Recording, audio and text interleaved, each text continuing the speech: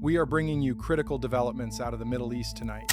What is unfolding across central Israel on March 3, 2026, is something that Israeli civilians have not experienced in living memory.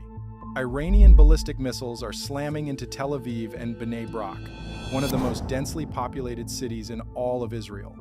This is not a drill.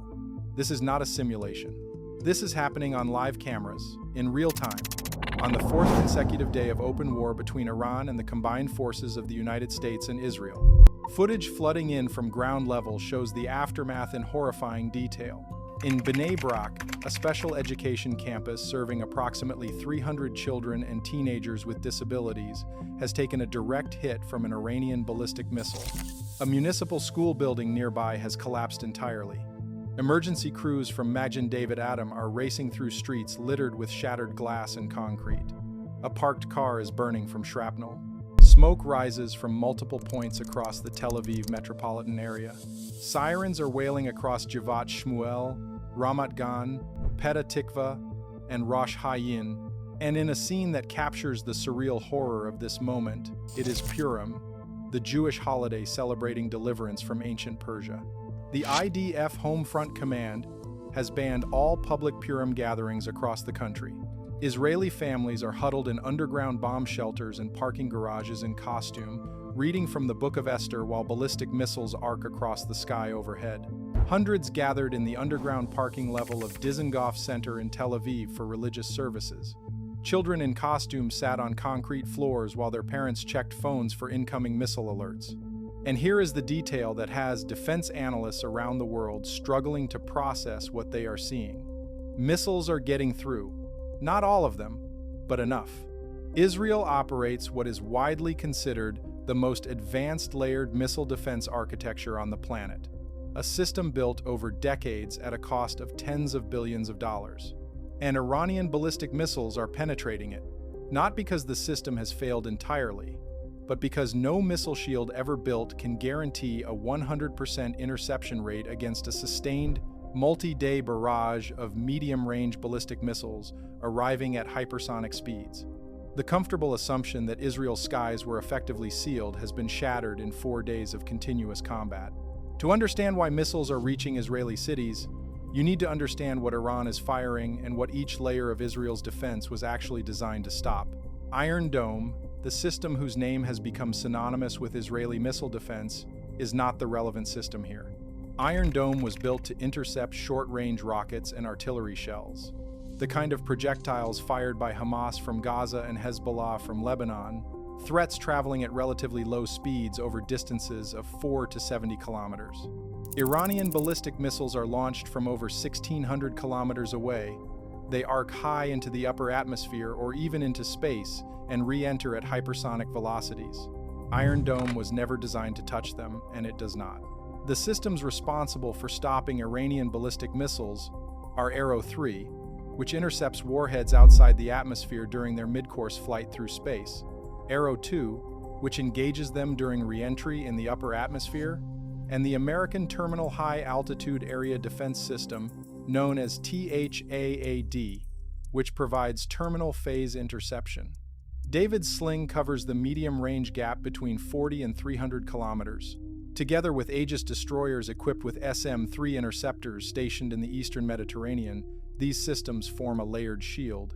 During the June 2025 war between Iran and Israel, this architecture achieved an interception rate of approximately 86% against over 550 Iranian ballistic missiles.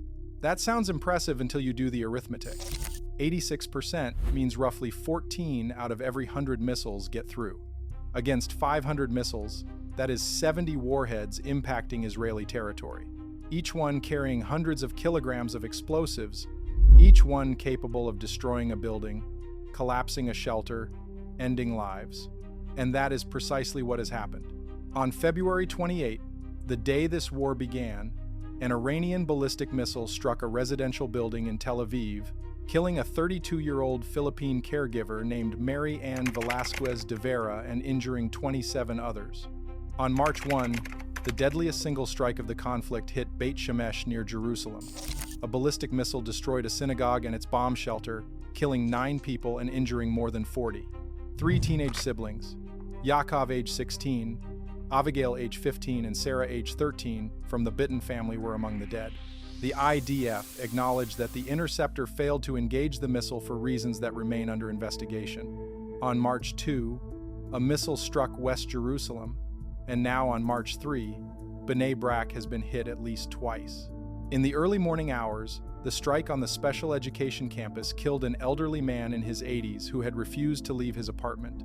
Majan David Adam. Paramedic David Suissa described finding him unconscious and trapped beneath rubble. They had to pronounce him dead at the scene. In a nearly miraculous escape, residents trying to enter the campus shelter found the lock jammed. They turned and ran. Moments later, the building collapsed. Had that lock worked, they would have been inside when it came down. A second barrage targeted the area at approximately 3:10 in the afternoon local time. Falling debris from intercepted missiles struck buildings and set a car ablaze, injuring at least 5 people across Bnei Brak and surrounding areas, including a woman in her 40s who was moderately wounded. The IDF confirmed that Iran also fired ballistic missiles carrying cluster submunitions at central Israel on March 3. These warheads open at approximately 7 kilometers altitude and release around 20 smaller explosive charges, each containing roughly 2.5 kilograms of explosives, scattering across an 8-kilometer radius. The IDF called the use of cluster munitions against civilian areas a war crime. Now let us address the question that sits at the center of this crisis. How did we get here? And what were the miscalculations that led to Iranian missiles falling on Israeli neighborhoods for 4 straight days? The first miscalculation was the belief that a massive opening strike would neutralize Iran's ability to retaliate effectively. On February 28, the United States and Israel launched coordinated operations under the codenames Operation Epic Fury and Operation Roaring Lion, striking targets across at least 24 of Iran's 31 provinces. Supreme Leader Ali Khamenei was killed when his leadership house compound was destroyed. The Iranian Defense Minister, Army Chief of Staff, and multiple IRGC generals were also eliminated. The assumption was that this decapitation strike, combined with the systematic destruction of missile batteries and launch infrastructure, would so degrade Iran's military capacity that any response would be limited and manageable. That assumption underestimated the degree to which Iran had dispersed, concealed, and hardened its most capable missile systems in advance. IDF Chief of Staff Lieutenant General Ayal Zamir stated that Iran possessed approximately 2,500 surface-to-surface missiles at the start of the operation. 4 days in, with roughly half of Iran's estimated 500 missile launchers reportedly destroyed, Iranian missiles are still flying. The second miscalculation involved the nature of what Iran would fire. Iran's arsenal includes everything from older liquid-fueled Shahab-3 variants to the newer solid-fuel Khaybar-Shikan with satellite guidance and terminal maneuvering capability. But the weapon generating the most concern is the Fatah family of missiles.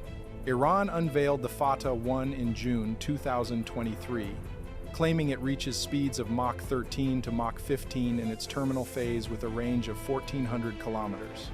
It uses a 2-stage solid propellant design with a maneuverable re-entry vehicle featuring thrust vector control. The Fatah 2, unveiled in November 2023, reportedly carries a hypersonic glide vehicle capable of maneuvering in both pitch and yaw throughout atmospheric flight. Iran claimed its first combat use of the Fatah 2 on March 1 against American forces. Independent analysts, including Fabian Hinz of the International Institute for Strategic Studies, have assessed Iran's hypersonic claims with skepticism, noting the Fatah 1 is more accurately described as a ballistic missile with a maneuverable re-entry vehicle rather than a true hypersonic glide weapon. That distinction matters technically, but on the ground in Bnei Brak, the distinction between a true hypersonic glide vehicle and a fast maneuvering re-entry vehicle offers very little comfort to the families digging through rubble. The third miscalculation was the assumption that this conflict could be kept contained. What began as a strike on Iran has expanded into a regional conflagration.